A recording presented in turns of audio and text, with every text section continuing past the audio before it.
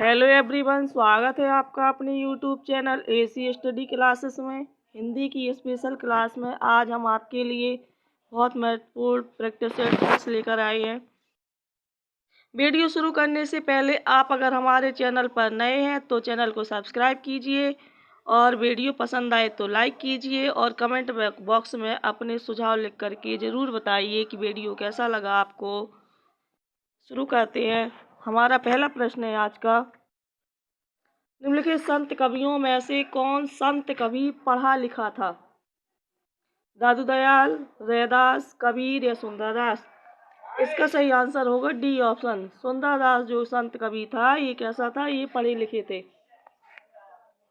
अगला प्रश्न है, भक्तमाल के रचनाकार कौन है? भक्तमाल के रचनाकार पूछा गया है, तो इसके रचनाकार रैदास, नाभादास, धर्मदास या फिर जीवादास? इसका सही आंसर होगा बी ऑप्शन, भक्तमाल के रचनाकार कौन है? नाभादास। अगला प्रश्न है, बनारसी दास जैन ने लिखी थी, क्या लिखी थी? हिंदी की पहली जीवनी, हिंदी की पहली आत्मकथा या फिर हिंदी की पहली कहानी, या डी ऑप्शन है हिंदी की पहली काव्य नाटिका? इसका सही आंसर होगा बी ऑप्शन, हिंदी की पहली आत्मकथा। कौन सी थी?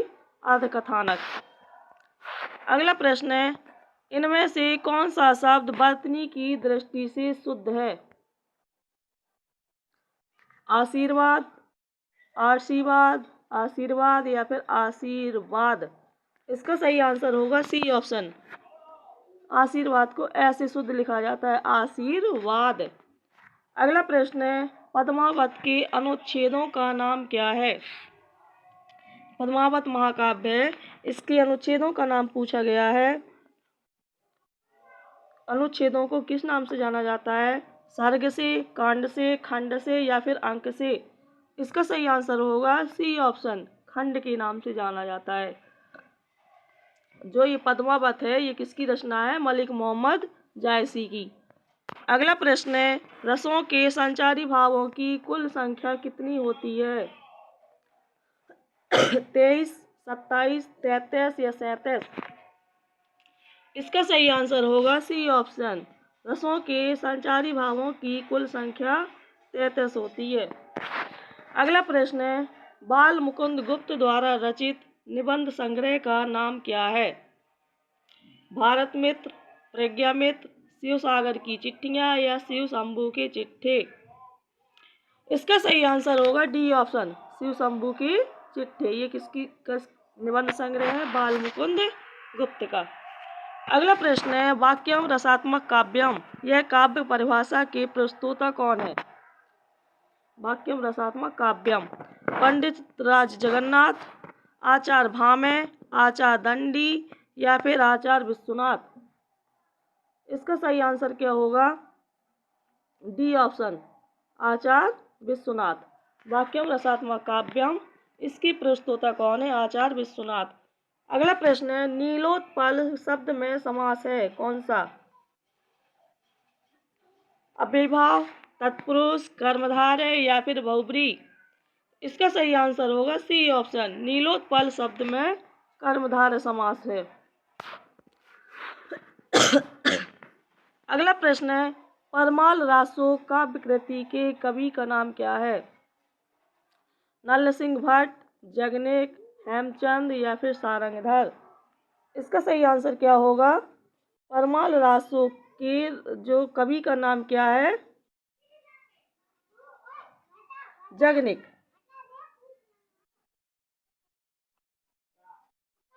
ये किसकी रचना है? जगनेक की। और इसी को परमाल रासो को आला खंड भी कहा जाता है। अगला प्रश्न है,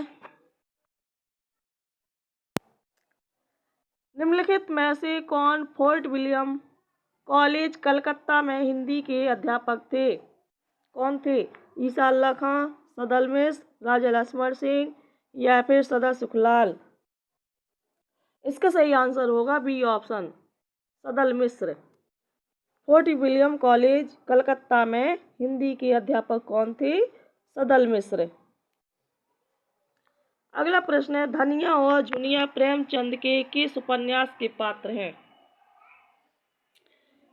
गबन, गोदान, कर्मभूमि या फिर प्रेमाश्रय? इसका सही आंसर होगा बी ऑप्शन, गोदान। धनिया और झुनिया प्रेमचंद के गोदान उपन्यास का पात्र है। अगला प्रश्न है, निम्नलिखित में से किस कृति के लेखक जयशंकर प्रसाद नहीं है? इसमें नहीं पूछा गया है तो कानन कुसुम, ध्रुव स्वामिनी, चारु चंद्रलेख या फिर तितली? इसका सही आंसर होगा सी ऑप्शन। जो चारु चंद्रलेख है इसके रचनाकार जयशंकर प्रसाद नहीं है, बल्कि ये किसकी रचना है? हजारी प्रसाद द्विवेदी की। अगला प्रश्न है, जुगुप्सा स्थायी भाव होता है, किसका होता है? वीर रस का, रौद्र रस का, अद्भुत रस का या फिर बीभत्स रस का? इसका सही आंसर होगा डी ऑप्शन। जुगुप्सा स्थायी भाव किसका होता है? बीभत्स रस का।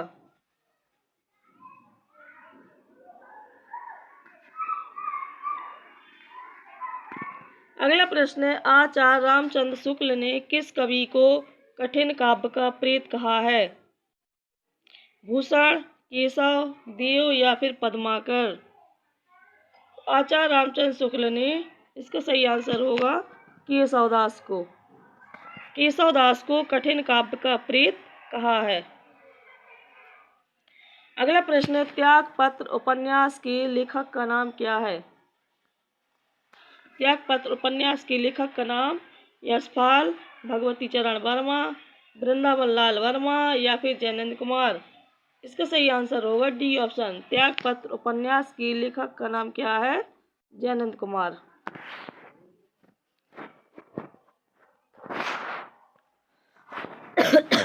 अगला प्रश्न है,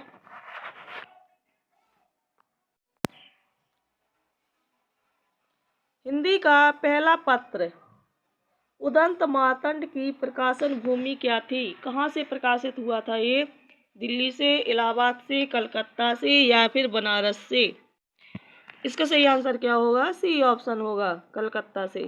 हिंदी का पहला जो पत्र था उदंत मार्तंड, ये कहाँ से प्रकाशित हुआ था? कलकत्ता से। अगला प्रश्न है, उत्तर प्रदेश सरकार द्वारा सन 1947 ईस्वी में गठित देवनागरी लिपि सुधार समिति के अध्यक्ष कौन थे? उत्तर प्रदेश सरकार के द्वारा 1947 में गठित देवनागरी लिपि सुधार समिति के अध्यक्ष कौन थे? डॉक्टर धीरेन्द्र वर्मा, संपूर्णानंद, आचार्य नरेंद्र देव या इनमें से कोई नहीं? इसका सही आंसर होगा सी ऑप्शन, आचार्य नरेंद्र देव। अगला प्रश्न है, अब हट्ट भाषा से तात्पर्य क्या है? ग्रामीण अपभ्रंश, परिनिष्ठित अपभ्रंश, ग्रामीण प्राकृत या परिनिष्ठित प्राकृत? इसका सही आंसर क्या होगा? ए ऑप्शन, ग्रामीण अपभ्रंश। अगला प्रश्न है कि जिस काव्य पंक्ति में प्रयुक्त किसी एक ही शब्द के एक से अधिक अर्थ हो, उस पंक्ति में कौन सा अलंकार होता है? रूपक होता है, अनुप्रास होता है, यमक होता है या फिर श्लेष होता है? इसका सही आंसर होगा डी ऑप्शन, श्लेष अलंकार। अगला प्रश्न है, अपने जीवन काल में सिर्फ 3 कहानियों की रचना करके हिंदी कथा साहित्य में अपनी अमिट पहचान बना लेने वाले रचनाकार का नाम क्या है? इलाचंद जोशी, चंद्रधर शर्मा गुलेरी, अज्ञेय या फिर इनमें से कोई नहीं? इसका सही आंसर होगा बी ऑप्शन, चंद्रधर शर्मा गुलेरी। अगला प्रश्न है, दिनकर की कौन सी काव्य कृति भीष्म पितामह एवं धर्मराज के संवाद के रूप में रचित है? किसके? भीष्म पितामह और धर्मराज यानी युधिष्ठिर के संवाद के रूप में रचित है। रश्मिरथी, कुरुक्षेत्र, उर्वशी या फिर इनमें से कोई नहीं? इसका सही आंसर होगा बी ऑप्शन, कुरुक्षेत्र।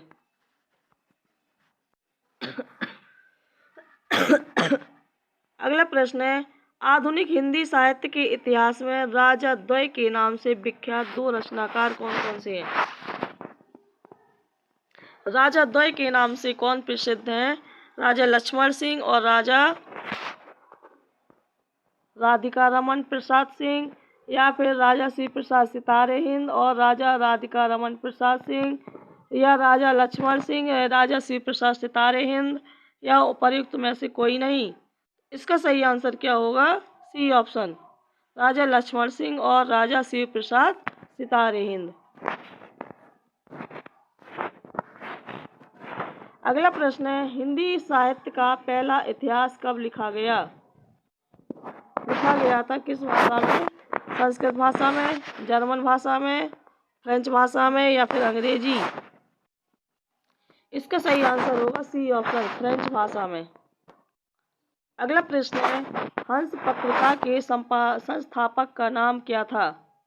किसकी थी ये हंस पत्रिका? जयशंकर प्रसाद, प्रेमचंद, राजेंद्र यादव, या फिर अमृत राय?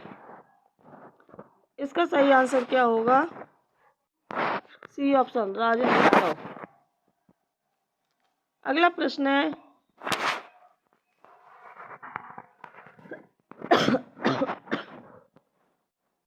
हिंदी साहित्य में मार्क्सवादी चेतना को और जिस काव्यधारा में देखने को मिलता है उसे क्या कहा जाता है?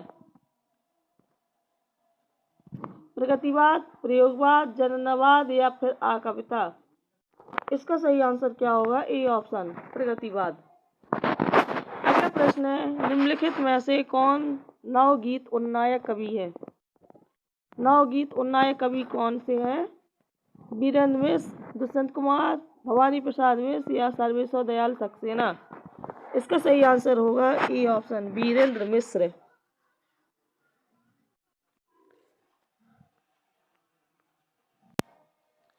अगला प्रश्न है, निम्नलिखित में से किस कृति के रचनाकार दुष्यंत कुमार हैं? किस रचना के रचनाकार दुष्यंत कुमार हैं? अपनी केवल धार, खूंटियों पर टंगे लोग, साय में धूप, या फिर युग धारा? इसका सही आंसर क्या होगा? सी ऑप्शन, साय में धूप। अगला प्रश्न है, सिद्ध कवियों द्वारा प्रयुक्त भाषा को क्या कहा जाता है? सिद्ध कवियों द्वारा प्रयुक्त भाषा को डिंगल, अपभ्रंश, अभट्ट, या फिर संध्या? इसका सही आंसर होगा डी ऑप्शन, सिद्ध कवियों द्वारा प्रयुक्त भाषा को संध्या भाषा कहा जाता है। अगला प्रश्न है, इनमें से कौन द्विवेदी युग का कवि नहीं है?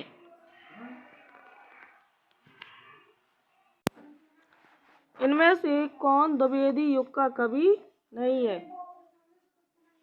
अयोध्या सिंह उपाध्याय हरिऔध, सोहनलाल द्विवेदी, राम नरेश त्रिपाठी, या मैथिली शरण गुप्त? इसका सही आंसर क्या होगा? B option, Sohanlal Dwivedi. अगला प्रश्न है, भक्तिकालीन सूफी काव्यधारा की विशेषताओं के संदर्भ में एक विशेषता गलत है, उस गलत विशेषता को चुनना है। इसका सही आंसर क्या होगा? सी ऑप्शन, इस काव्यधारा के कवियों ने अवधी एवं ब्रज भाषा में रचना की है। ये क्या है? ये गलत है।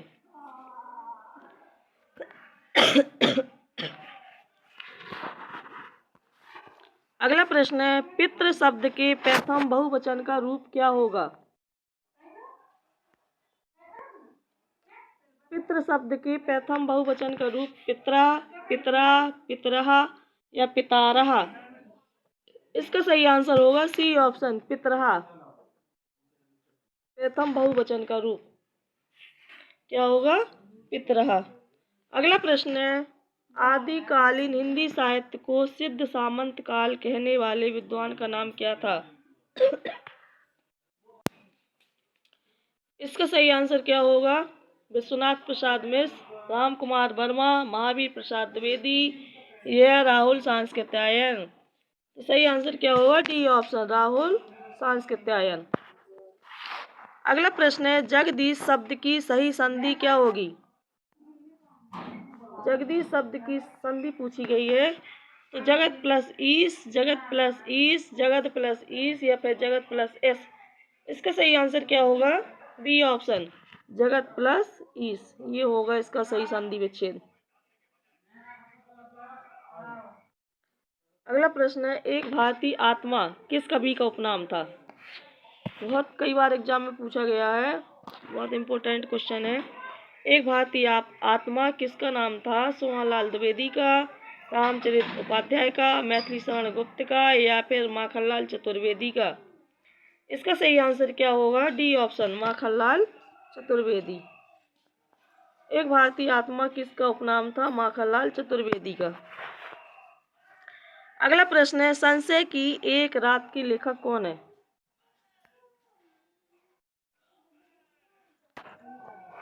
मुक्तिबोध, श्रीकांत वर्मा, धूमेल या नरेश मेहता? संशय की एक रात, इसका सही आंसर होगा डी ऑप्शन, संशय की एक रात। किसका सही है? नरेश मेहता। अगला प्रश्न है, किस कवि ने एको रस करुण एओ कहकर करुण रस को रस राज घोषित किया? कालिदास ने, भवभूति, माघ या भास?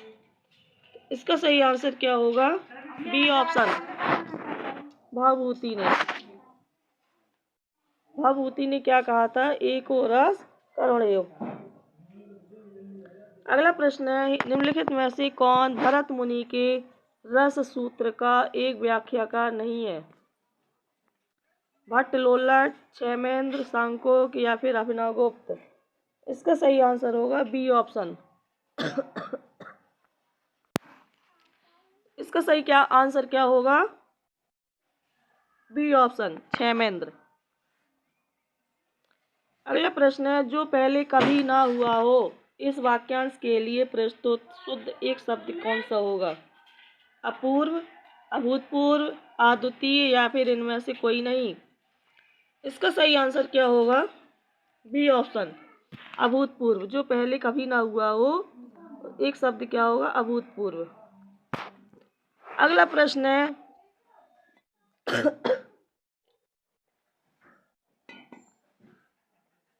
तार सप्तक का संबंध किस काव्य धारा से है? प्रगतिवाद, प्रयोगवाद, हालावाद या फिर आकाव्यता? इसका सही आंसर होगा बी ऑप्शन, प्रयोगवाद से। इसके संपादक कौन थे? अज्ञे। अगला प्रश्न है, हिंदी में प्रयुक्त शब्द बाल्टी शब्द भंडार की दृष्टि से किस तरह का शब्द है? कौन सा? बाल्टी। तत्सम, तद्भव, देशज, विदेशी? इसका सही आंसर क्या होगा? डी ऑप्शन, विदेशज। विदेशी शब्द है ये, क्योंकि ये किसका? फारसी भाषा का शब्द है।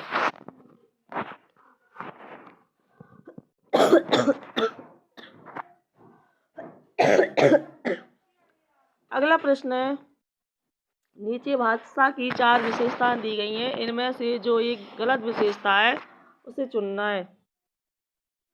भाषा परिवर्तनशील होती है, भाषा पैतृक संपत्ति होती है, भाषा सामाजिक संपत्ति होती है, या भाषा अनुकरण द्वारा सीखी जाती है? इसका सही आंसर क्या होगा? बी ऑप्शन, ये गलत क्या विशेषता है? भाषा पैतृक संपत्ति होती है। भाषा के विषय में ये क्या गलत है। अगला प्रश्न है, नागार्जुन किस काव्य धारा के कवि है? प्रगतिवाद, प्रयोगवाद, आकविता या समकालीन कविता? इसका सही आंसर होगा ए ऑप्शन, अप्रगतिवाद। अगला प्रश्न है, कृष्ण गीतावली नामक काव्य कृति के रचनाकार कौन है? सूरदास, मीराबाई, नरोत्तम दास या फिर तुलसी? इसका सही आंसर क्या होगा? कृष्ण गीतावली के रचनाकार कौन है? D option, Tulsidas. अगला प्रश्न है, आचार्य महावीर प्रसाद द्विवेदी के द्वारा सरस्वती पत्रिका का संपादन भार कब ग्रहण किया गया? 1900 ईस्वी में, 1903 ईस्वी में, 1907 ईस्वी में, 1909 ईस्वी में? इसका सही आंसर होगा बी ऑप्शन, 1903 ईस्वी में। अगला प्रश्न है, अनाम दास का पोथा इस शीर्षक उपन्यास के लेखक कौन है?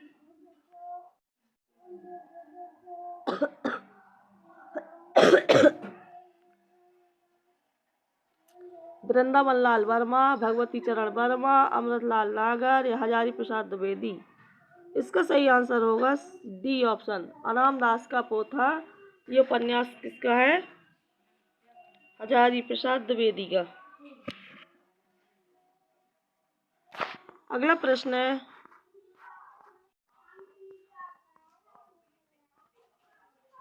अपनी केवल धार इस काव्य संकलन की रचनाकार कौन है? केदारनाथ अग्रवाल, केदारनाथ सिंह, सर्वेश्वर दयाल सक्सेना या फिर अरुण कमल? इसका सही आंसर होगा डी ऑप्शन, अपनी केवल धार के रचनाकार कौन है?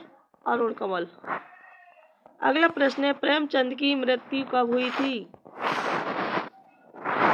1933, 34, 35 या फिर 36? इसका सही आंसर क्या होगा? डी ऑप्शन, 1936 ईस्वी में। अगला प्रश्न है, राहुल सांकृत्यायन की आत्मकथा का नाम क्या है? मेरी जीवन यात्रा, मेरी जीवन कथा, मेरी जीवन यात्रा, क्या भूलूं क्या याद करूं या फिर इनमें से कोई नहीं? इसका सही आंसर होगा बी ऑप्शन, मेरी जीवन यात्रा। अगला प्रश्न है, निम्नलिखित में से स्त्रीलिंग शब्द चुनिए। धुआं, संध्या, भत्ता या फिर धावा?